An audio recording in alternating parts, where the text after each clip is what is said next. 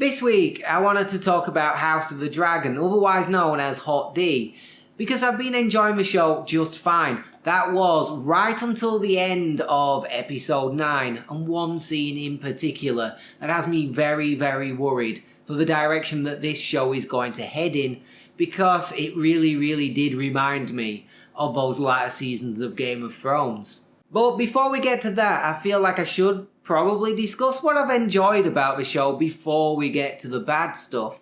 So, narratively, it hasn't been too great, to be honest with you, and that isn't that big a surprise because I've read the book that this is based on, and the book is very long. It's like 700 pages, 740 pages, something like that, and this story is only a small part of that book. It starts on about page 400, I believe, and the first series of House of the Dragon is actually just one chapter in the book, so it takes around about 50 or 60 pages. So it's very, very light on detail, definitely when it comes to characters.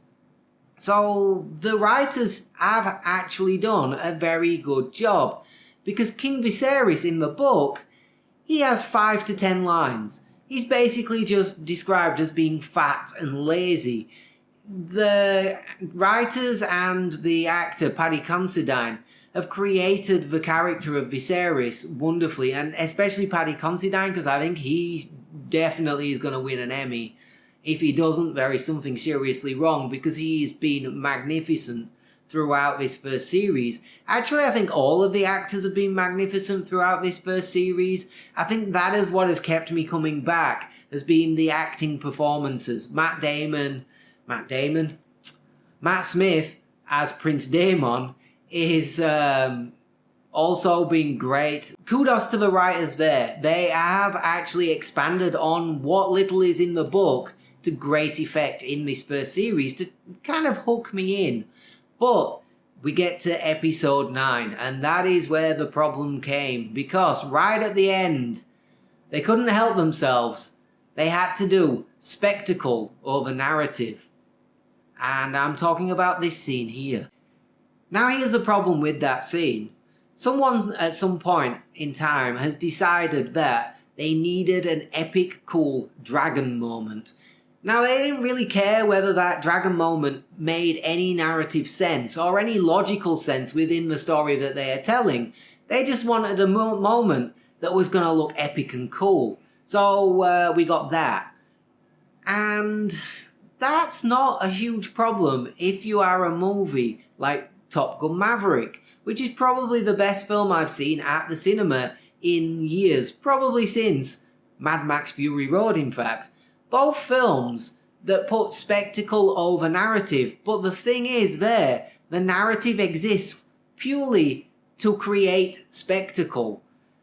In a show like Game of Thrones or House of Dragon, the narrative is the driving force here. The spectacle should come about as a logical effect or consequence of an action or something that has happened in the narrative. It should be a part of a plotline. It shouldn't just exist as spectacle. It's kind of what ruined Game of Thrones. In the original series, the first series, it was quite slow. There was very little spectacle. Even in the second, third, fourth series, you didn't see a huge amount of spectacle. Robb Stark's massive battle victories against the Lannisters, for example, weren't shown on screen because they weren't particularly important to the plot. And what was important was the fact that you had strong characters whose actions had real-world effects within the narrative. So somebody would make a mistake in, say, episode 7, and then in episode 24, they die because of that mistake. So, here we go. Here's my 5 reasons why this scene is awful and has me very worried about the future of House of Dragon. Point 1.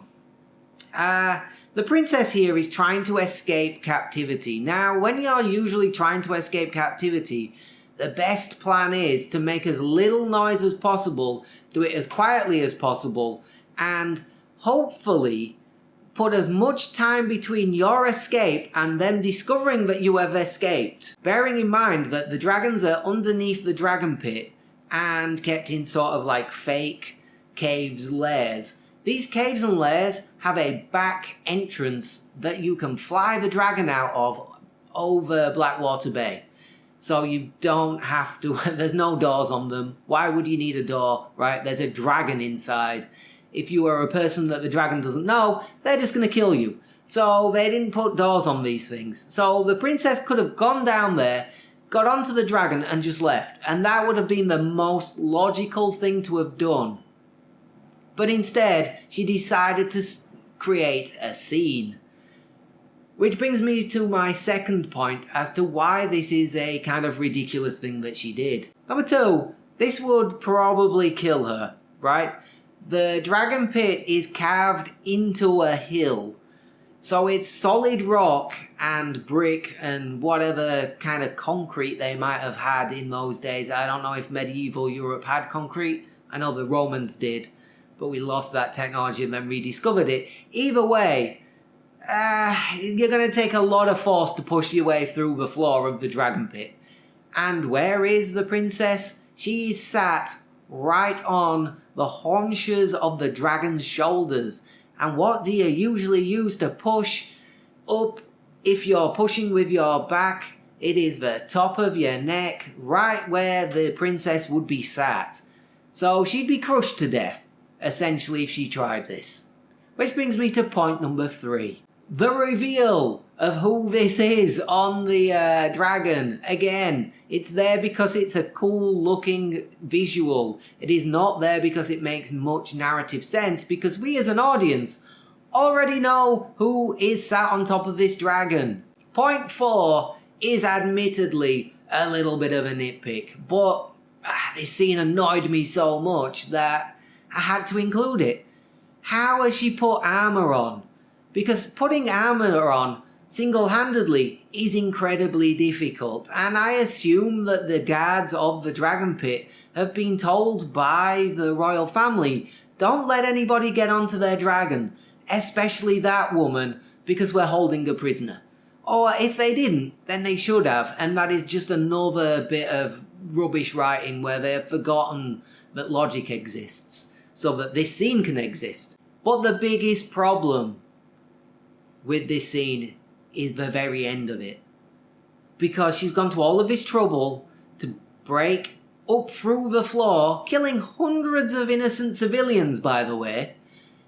And then she walks a dragon towards the dice where the royal family are.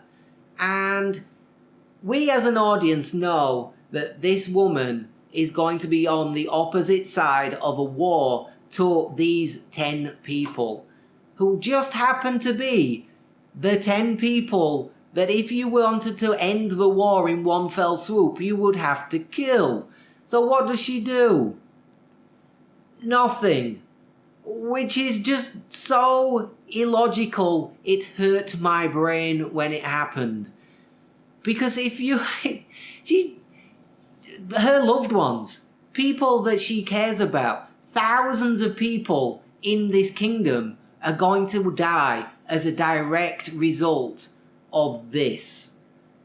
And it's all her fault. If she'd have just gone Dracarys, burned the royal family alive, boom, no war. Thousands of people aren't going to die in horrible battles. It makes absolutely no sense. It's awful writing, and this scene purely exists for spectacle, which is not what Game of Thrones and House of the Dragon should be about. They should be about complex characters living in a realistic kind of world. Okay, there's dragons and things like that, but the politics of it and the drama between the characters is what keep people coming back. It isn't dragon battles.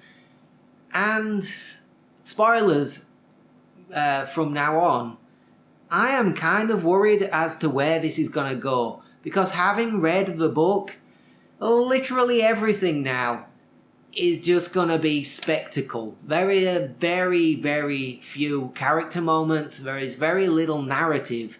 It is just a war where dragons constantly battle each other and people die.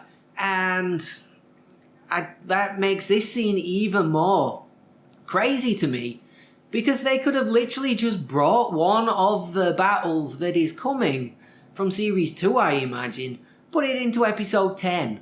Just had the princess slip away on a dragon, have her, circle the dragon pit or something if you really wanted to have a dragon flying around or some sort of dragon scene.